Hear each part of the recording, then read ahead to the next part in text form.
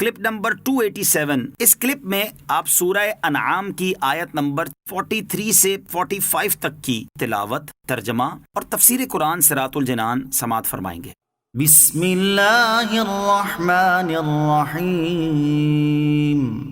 ترجمہ: اللہ کے نام سے شروع جو نہایت مہربان رحمت والا ہے۔ فلولا اذ جاءهم بأسنا تضرعوا ولكن قست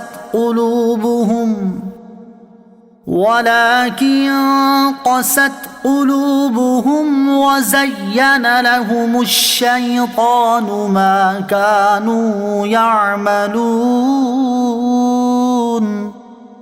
فلما نسوا ما ذكروا به فتحنا عليهم أبواب كل شيء حتى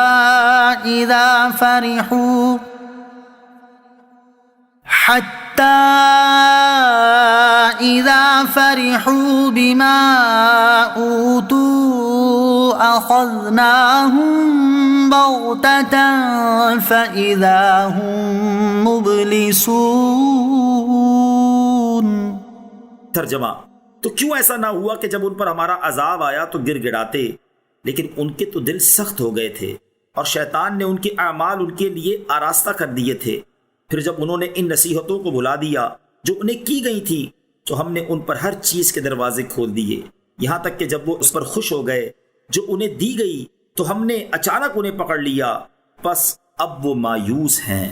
فلولا اذ جاءهم بأسنا تضرعوا، تو کیوں ایسا نہ ہوا کہ جب ان پر ہمارا عذاب آیا تو گر گڑاتے۔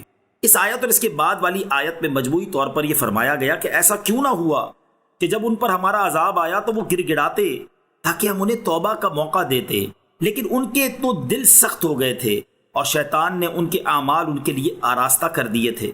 پھر جب انہوں نے ان نصیحتوں کو بھلا دیا جو انہیں کی گئی تھی اور وہ کسی طرح نصیحت قبول کرنے کی طرف نہ آئے، نہ تو پیش آنے والی مصیبتوں سے اور نہ انبیاء کرام علیہ الصلوۃ والسلام کی نصیحتوں سے، تو ہم نے ان پر ہر چیز یعنی صحت و سلامت اور وسعت رزق و عیش وغیرہ کے دروازے کھول دیے، یہاں تک کہ جب وہ اس عیش و عشرت پر خوش ہو گئے اور اپنے آپ کو اس کا مستحق سمجھنے لگے اور قارون کی طرح تکبر کرنے لگے تو ہم نے اچانک انہیں پکڑ لیا اور انہیں مبتلائے عذاب کر دیا، اور اب وہ ہر بھلائی سے مایوس ہیں۔ اللہ تعالیٰ کی نعمت پر خوش ہونے کا حکم۔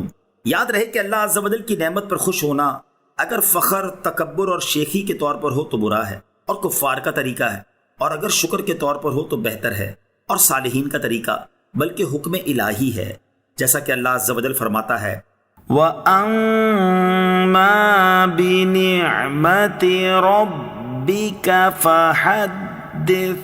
ترجمہ: اور اپنے رب کی نعمت کا خوب چرچا کرو۔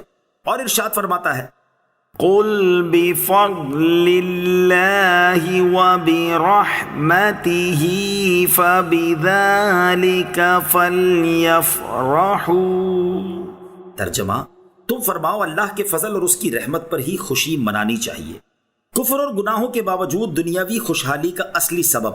اس آیت سے معلوم ہوا کہ کفر اور گناہوں کے باوجود دنیاوی راحتیں ملنا دراصل اللہ تعالیٰ کی طرف سے ڈھیل اور اس کا غضب و عذاب ہے کہ اس سے انسان اور زیادہ غافل ہو کر گناہ پر دلیر ہو جاتا ہے، بلکہ کبھی خیال کرتا ہے کہ گناہ اچھی چیز ہے ورنہ مجھے نعمتیں نہ ملتی، اور یہ کفر ہے۔ حضرت عقبہ بن عامر رضی اللہ تعالیٰ عنہ سے روایت ہے، نبی اکرم صلی اللہ تعالیٰ علیہ وسلم نے ارشاد فرمایا، جب تم یہ دیکھو کہ اللہ تعالیٰ بندوں کو ان کے گناہوں کے باوجود ان کی پسند کے مطابق عطا فرما رہا ہے تو یہ ان کے لیے صرف اللہ تعالیٰ کی طرف سے استدراج اور ڈھیل ہے۔ پھر نبی کریم علیہ الصلوۃ والسلام نے یہ آیت تلاوت فرمائی فَلَمَّا نَسُوا مَا ذُكِّرُوا بِهِ فَتَحْنَا عَلَيْهِمْ أَبْوَابَ كُلِّ شَيْءٍ حَتَّى إِذَا فَرِحُوا بِمَا أُوتُوا أَخَذْنَاهُمْ بَغْتَةً فَإِذَا هُمْ مُبْلِسُونَ۔ ترجمہ: پھر جب انہوں نے ان نصیحتوں کو بھلا دیا جو انہیں کی گئی تھی تو ہم نے ان پر ہر چیز کے دروازے کھول دیے، یہاں تک کہ جب وہ اس پر خوش ہو گئے جو انہیں دی گئی تو ہم نے اچانک انہیں پکڑ لیا، بس اب وہ مایوس ہیں۔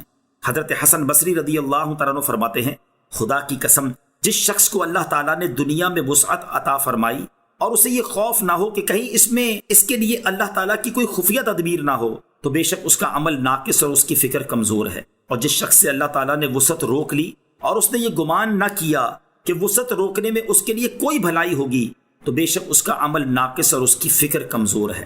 اس سے نام نہاد دانشوروں کو بھی سبق حاصل کرنا چاہیے، جو کافروں کی ترقی دیکھ کر اسلام سے ہی ناراض ہو جاتے ہیں اور مسلمانوں کی معیشت کا رونا روتے ہوئے انہیں کفار کی اندھی تقلید کا درس دیتے ہیں اور اسلامی شرم و حیا اور تجارت کے شرعی قوانین کو لات مارنے کا مشورہ دیتے ہیں۔ فَقُطِعَ دَابِرُ الْقَوْمِ الَّذِينَ ظَلَمُوا وَالْحَمْدُ لِلَّهِ رَبِّ الْعَالَمِينَ۔ ترجمہ: پس ظالموں کی جڑ کاٹ دی گئی اور تمام خوبیاں اللہ کے لیے ہیں جو تمام جہانوں کو پالنے والا ہے۔ فَقُطِعَ دَابِرُ الْقَوْمِ الَّذِينَ ظَلَمُوا، تو ظالموں کی جڑ کاٹ دی گئی۔ ارشاد فرمایا کہ ایمان کی بجائے کفر اختیار کرنے اور اطاعت و فرما برداری کرنے کی بجائے گناہوں میں مصروف ہونے کی وجہ سے ظالموں کی جڑ کاٹ دی گئی اور سب کے سب ہلاک کر دیے گئے، ان میں سے کوئی باقی نہ چھوڑا گیا۔ والحمد للہ رب العالمین، اور تمام خوبیاں اللہ کے لیے ہیں جو تمام جہانوں کو پالنے والا ہے۔ یعنی اللہ تعالیٰ کی حمد ہے اس پر کہ اس نے دشمنوں کو ہلاک کیا اور ان کی جڑ کاٹ دی۔ اس آیت میں یہ بھی تعلیم ہے کہ لوگ ظالموں کی ہلاکت پر اللہ تعالیٰ کی حمد کریں اور اس کا شکر بجا لائیں۔ بے دینوں اور ظالموں کی ہلاکت اللہ تعالیٰ کی نعمت ہے۔ اس سے معلوم ہوا کہ گمراہوں، بے دینوں اور ظالموں کی ہلاکت اللہ تعالیٰ کی بہت بڑی نعمت ہے، اس پر شکر کرنا چاہیے۔ حضور اقدس صلی اللہ تعالیٰ علیہ وسلم اور صحابہ کرام کی سیرت مبارکہ میں اس کی کئی مثالیں موجود ہیں۔ چنانچہ ابو جہل کے قتل پر حضور اقدس علیہ الصلوۃ والسلام نے سجدہ شکر ادا کیا۔ عاشورہ کے دن نبی کریم علیہ الصلوۃ والسلام نے روزہ رکھنے کا حکم دیا کہ اس دن فرعون ہلاک ہوا۔ حضرت ابوبکر صدیق رضی اللہ تعالیٰ عنہ نے یمامہ کی فتح اور مسیلمہ کذاب کے مرنے کی خبر ملنے پر سجدہ شکر کیا، اور حضرت علی المرتضیٰ کرم اللہ تعالیٰ وجہ الکریم نے جب خارجیوں کے درمیان ذو الثدیہ یعنی دو پستانوں والے مرد کو مردہ پایا تو سجدہ شکر کیا۔ لہٰذا مومن کی وفات پر انا للہ و انا الیہ راجعون پڑھیے، اور موذی کافر کی موت پر الحمدللہ پڑھیے۔